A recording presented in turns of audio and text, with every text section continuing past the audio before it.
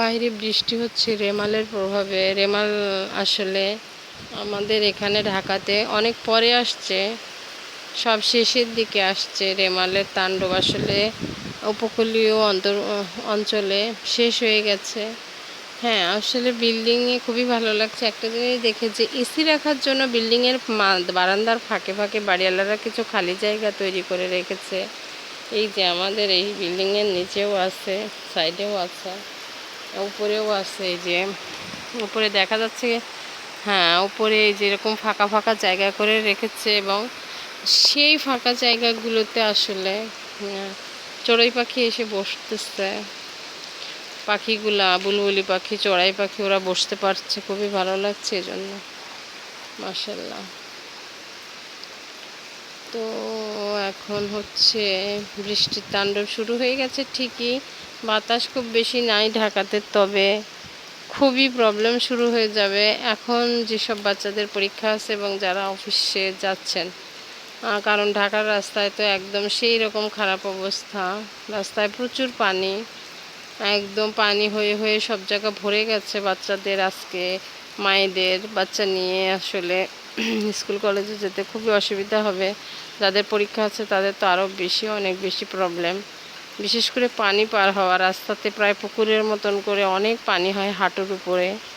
তো আমি সিটি কর্পোরেশনের লোকদের বলবো, প্লিজ একটু এই বিষয়গুলো দেখবেন। আমাদের এই যে এইদিকে আবদুল্লাপুরের এই সাইডে খুবই খারাপ অবস্থা, ভাঙা রাস্তা, রাস্তায় কাদা পানি, কাপড় চোপড় পরে আসলে বাইরে বাচ্চারা স্কুলে যেতে খুবই কষ্ট হচ্ছে বাচ্চাদের।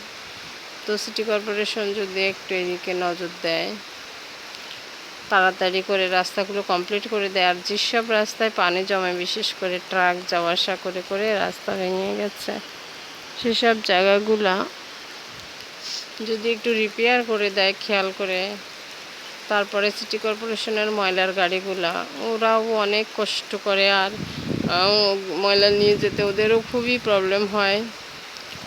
তো সিটি কর্পোরেশনের যে মেয়র মহোদয় আছেন, ওনার কাছে অনুরোধ করব, প্লিজ আপনি একটু রাস্তাগুলো, বিশেষ করে আমরা তো জনগণ তো খেতে চাচ্ছে না, ট্যাক্স দিচ্ছে যথেষ্ট পরিমাণে, তো রাস্তাগুলো প্লিজ একটু ঠিক করবেন। আর ফ্লাইওভারগুলোতে যে চলন্ত সিঁড়ি আছে, সব যে ওভারপাস আছে, রাস্তার উপরে ওভারব্রিজ, মানুষ হেঁটে পারাপার হয়, সকালবেলা আসলে বাচ্চারা ওই ওভারব্রিজ দিয়ে পার হয়ে, এবং মায়েরাও, অনেক মায়ের ডায়াবেটিস আছে এবং পায়ে প্রবলেম আছে, সেটা প্রায় 40-এর পরেই শুরু হয়ে যায়, কিন্তু বাচ্চা নিয়ে স্কুলে যাওয়াটা কিন্তু 45-এর পরে শেষ হয় না। তো তারা কিন্তু আসলে পায়ে হেঁটে সিঁড়ি দিয়ে উঠে বাচ্চাদেরকে নিয়ে রাস্তা পার হয়ে যাওয়াটা খুবই কষ্টের। তো বলবো যে চলন্ত যে সিঁড়িগুলো আছে ওগুলো ঠিক করে দেবেন এবং রানিং রাখবেন। আর যেসব ইয়ে আছে চলন্ত সিঁড়ি, সব ইয়াতেই হচ্ছে আপনার ওভারব্রিজের সাথেই চলন্ত সিঁড়ি লাগানোর অনুরোধ রইল, কারণ বয়স্ক বাবা মাকে নিয়ে একটা সন্তান কোনোভাবেই ওভারব্রিজ পার হতে পারে না। তো আজকে এই পর্যন্ত রাখলাম।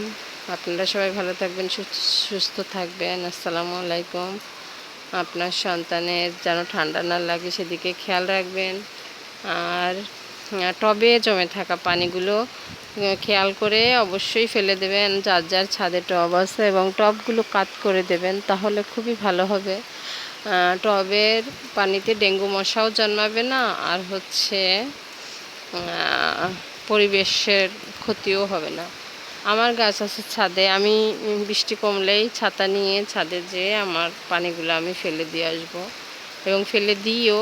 আর আপনারা আর একটা কাজ করতে পারেন, যারা বাসায় থাকেন না, টবের গোড়াতে 1 চিমটি হলুদ আর 1 চিমটি লবণ দিয়ে রাখতে পারেন টবের যে বাটিটা থাকে পানি জমার, ওই বাটিতে, তাহলে ডেঙ্গু মশা কোনোভাবেই হবে না। তো এখন এই পর্যন্ত রাখি। আল্লাহ হাফেজ।